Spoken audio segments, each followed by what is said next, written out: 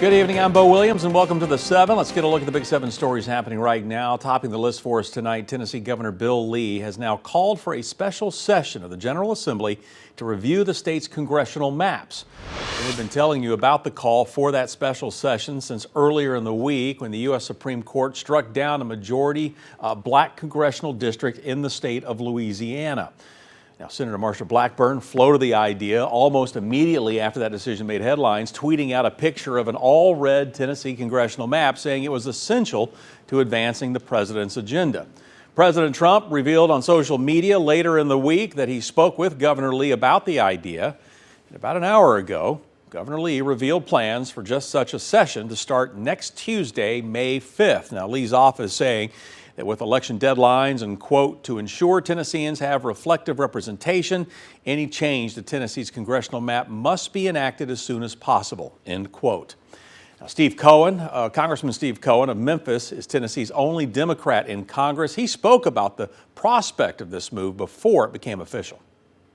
They want to turn Tennessee red, and to do that, they're taking votes and power away from African Americans that they've had for over 55 years because of the Voting Rights Act. We're not going to take this without challenging it, and there are bases to challenge it. Democrats were holding a rally at the National Civil Rights Museum in Memphis as word of the special session came out. Back to Governor Lee, he is quoted in today's announcement as saying, "We owe it to Tennesseans to ensure our congressional districts accurately reflect the will of Tennessee voters." The governor goes on to say, quote, "I believe the General Assembly has a responsibility to review the map and ensure it remains fair, legal, and defensible," end quote. Of course, we will keep you up to date on the effort and the responses heading into next week's special session. Next up for you, attorneys for Knox County Commissioner Courtney Durrett are asking the district attorney not to press charges over her comments about the primary election. Durrett is a Democrat and, you may remember, posted a video to social media saying that she had voted in the Republican primary. Martin Daniel, Knox County Republican Party chair, called for an investigation and charges pointing to the state's ban on crossover voting. In a letter sent today, Durrett's lawyers say claims she encouraged illegal crossover voting are based on inaccurate information and improperly cited law. The letter argues Durrett's social media post simply explained which races were contested, encouraged voters to participate, and was protected by the First Amendment.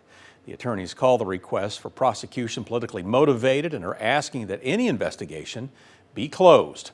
Yesterday, District Attorney Sharm Allen said she wanted to avoid the appearance of a conflict of interest, announcing plans to let the head of the Conference of District Attorneys decide on whether to ask the court to appoint a temporary DA. And if that happens, let that person make the call. Now, we have the early voting totals for you for Knox County. More than 34,000 votes were cast across the county, with just over 28,000 votes being placed in the Republican primary, almost 6,000 votes in the Democratic. The most used voting location in the county, not a big surprise here, it was downtown West with more than 7,000 votes cast. There are a number of local seats up for grabs, including sheriff, commission, clerk, trustee, and school board. Election day, by the way, is coming up for you next Tuesday, so keep in mind you have to vote at your assigned precinct on Election Day. And you can check out sample ballots and more before you head to the polls on our website at WATE.com. Up next for you on the 7, Lenoir City man is pleading guilty in connection with the death of a Blount County Sheriff's deputy. You know, we follow this case since the day of the deadly wreck, December 28th of last year, when a Blount County cruiser collided with a utility pole after trying to stop a man on a motorcycle refusing to pull over. Deputy Justin Mowry was 30 years of age at the time of his death. He had previously worked as a UT Medical Center security guard, joining the Blount County Sheriff's Office in 2020 and eventually earning a spot on the SWAT team. Following sentencing, Donna Mowry, Justin's mother, gave her victim impact statement speaking directly to Bowman. And we tell you to always make good choices.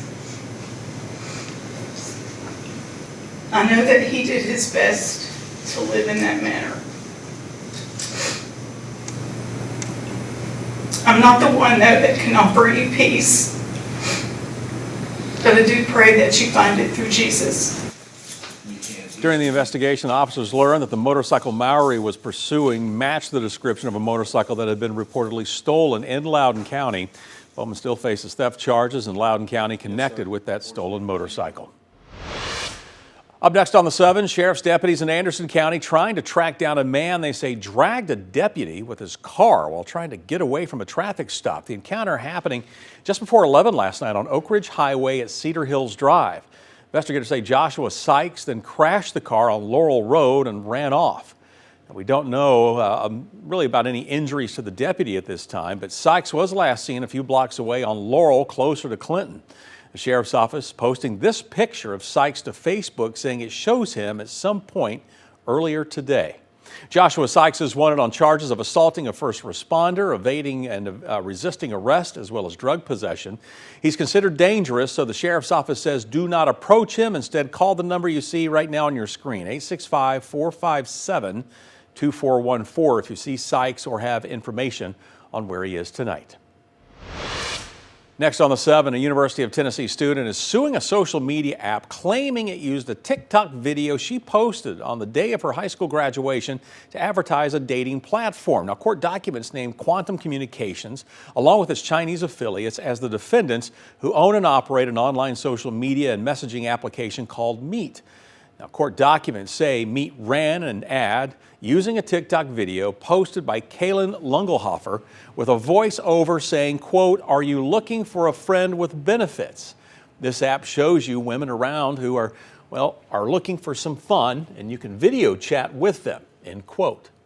At the time this video was posted, Lungelhofer was just 18 years of age. She did not find out about it until she got to the University of Tennessee.